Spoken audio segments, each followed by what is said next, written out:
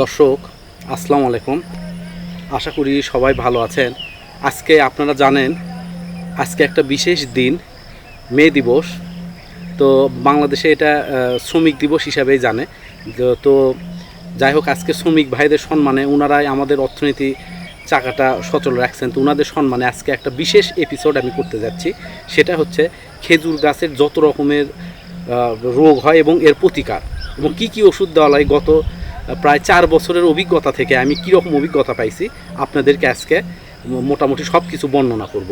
আর এটা যদি দেখেন আপনারা, আমার মনে হয় খেজুর গাছের আর কোনো তেমন কোনো আপনাদের ঝামেলা হবে না, কারণ এই এমন একটা গাছ, এটার প্রচুর অসুখ হয়। তো যাই হোক, আমি আপনাদেরকে এপিসোডটা শুরু করার আগে আর একটা কথা বলি। আমি শুধু ওষুধগুলোর নাম বলবো। এখানে বাংলাদেশের সবগুলো ওষুধ কোম্পানি ভালো, যেমন সিনজেন্টা আছে, এসিআই আছে, তারপরে স্কোয়ার আছে, তারপরে আরেকটা বায়ার হচ্ছে ইউকের কোম্পানি। তো আমি মোটামুটি এগুলো সবগুলো কোম্পানির ওষুধই ব্যবহার করি। আরও হয়তো এর বাহিরেও কিছু কোম্পানি আছে, তো আমি এগুলো সব ব্যবহার করি। কিন্তু বেস্ট, প্রত্যেকটা কোম্পানির যে ওষুধটা বেস্ট সেটা আমি সবসময় ব্যবহার করি। তো আমি সেজন্য কোম্পানির গ্রুপের নাম বলবো না, শুধু আমি যে ওষুধটা ব্যবহার করি সেটারই শুধু নাম বলবো। এটা হয়তো এক এক কোম্পানির এক একটা ব্যবহার করি। তো যাই হোক, প্রথমে আমি খেজুর গাছের গোড়াতে যে আমি ছত্রাকনাশকটা ব্যবহার করি, এটা হচ্ছে অটোস্টিন। এটা আপনাদের সবাইকে ব্যবহার করতে হবে। মনে রাখবেন, অটোস্টিন এটা খেজুর গাছের গোড়া থেকে 1 ফিট উপর পর্যন্ত এই অটোস্টিনটা ব্যবহার করতে হয়। অটোস্টিন ব্যবহার করলে হয় কি, খেজুর গাছের যে গোড়ার যে শিকড়গুলো থাকে এগুলো পচে যায় না। কারণ খেজুর গাছ এমন একটা গাছ দর্শক, এটা 2 রকম আকার ধারণ করে। যেমন নভেম্বর থেকে, বাংলাদেশ আমি ইংলিশ মাস হিসাবেই বলতেছি, নভেম্বর থেকে এই গাছে প্রচুর পরিমাণে পানি দিতে হয়। তা না ছাড়া আপনি ফল পাবেন না, গাছের গ্রোথ একেবারেই বন্ধ হয়ে যাবে। সকাল বিকাল 2 বেলা পানি দিতে হবে। আচ্ছা, তারপরে নভেম্বর যখন পার হয়ে গেল, মার্চ এপ্রিল বাংলাদেশে বর্ষা আসার আগে, এবং বর্ষার পানি যদি মানে বৃষ্টি একবার যদি হয়, একবার বা 2 বার হওয়ার পরেই মোটামুটি দেখতেছেন বর্ষাটা একটু করে শুরু হয়েছে, তখন পুরোপুরি পানি দেওয়া বন্ধ করতে হবে। আর এই সময় যদি পানি দেন, পুরো গাছটাই মারা যাবে। এই সময় আর একদম পানি দেওয়া যাবে না, গাছের গোড়ায় পানি বসানো যাবে না, পুরোপুরি পানি দেওয়া বন্ধ, এবং গাছের গোড়ার আশেপাশে কোথাও পানি থাকা চলবে না। তো এই সময়ের জন্য অটোস্টিনটা খুবই গুরুত্বপূর্ণ দর্শক। আপনারা এই বর্ষার সময় বিশেষ করে অটোস্টিন 15 দিন বা 20 দিন পর শুধু গোড়া থেকে 1 বিঘ উপরে বা 1 ফিট 1.5 ফিট জায়গার মধ্যে খুব বেশি পরিমাণে। আর খেজুর গাছের যে কোনো ওষুধ দিবেন, ছত্রাকনাশক এবং বিষ, এটা পরিমাণ একটু বেশি দিবেন, এতে সমস্যা নাই। তো যাই হোক, অটোস্টিন ব্যবহার করবেন। তারপরে গোড়া থেকে ঠিক উপর পর্যন্ত, যেখান থেকে পাতা শুরু হয়েছে, এইখানে কিছু বিষ প্রয়োগ করতে হবে পোকার জন্য।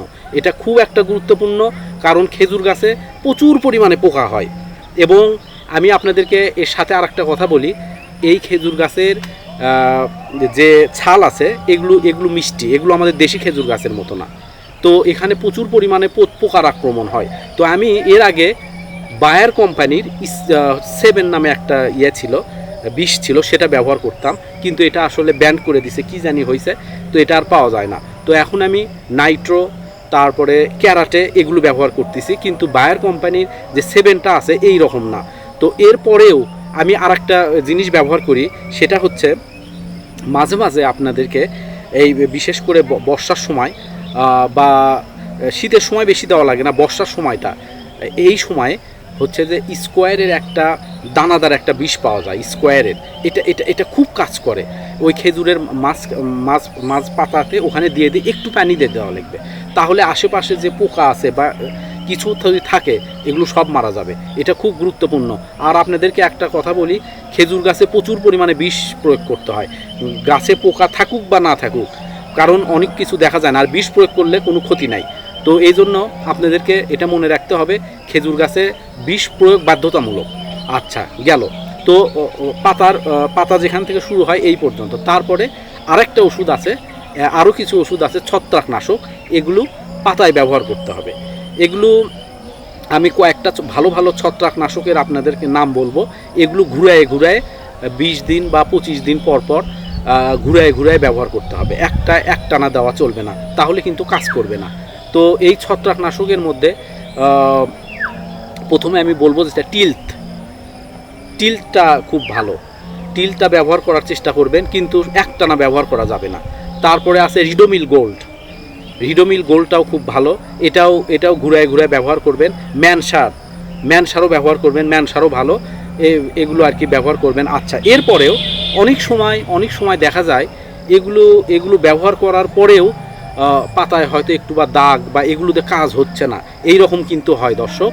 তখন আমি কোম্পানির নামটা বলতে পারতেছি না, আলুতে ব্যবহার করে একটা ছত্রাকনাশক খুব পাওয়ারফুল, এটা হচ্ছে স্কোর। এই স্কোর দিলে গাছের যত রকমের অসুখ থাক সব মানে গ্রো করা বন্ধ করে দিবে, এবং গাছের পাতার গ্রো কম হয়ে যাবে, মানে সব কিছু বন্ধ করে ফেলে দিবে। যদি গাছে ফল থাকে, ফলের বৃদ্ধিও কমে দিবে। এই স্কোর এত পাওয়ারফুল। তো গাছের অসুখ যদি বেশি হয়, এগুলো যদি কন্ট্রোল না হয়, তখন আপনারা স্কোর ব্যবহার করতে পারেন। করার পরে তারপরে এই টিল্ট, তারপর রিডোমিল গোল্ড, ম্যানসার, এগুলো ঘুরায় ঘুরায় ব্যবহার করবেন।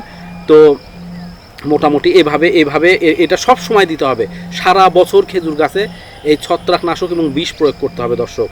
আর এই ছত্রাকনাশকের সাথে পাতায় খুব কম পরিমাণে ওই আমি যে বিষের কথা বললাম, যেগুলো নাইট্রো বলছি, তারপর ক্যারাটে বলছি, এগুলো হয়তো খুব কম পরিমাণে মিক্স করে গাছের পাতায় দিতে পারেন। আর যখন গোড়ায় দিবেন তখন একটু পরিমাণটা বেশি দিবেন। ধানের বা অন্য কিছুতে যে পরিমাণ দেন, এগুলো দিলে কিন্তু হবে না, মোটামুটি এর ডবল দিতে হবে।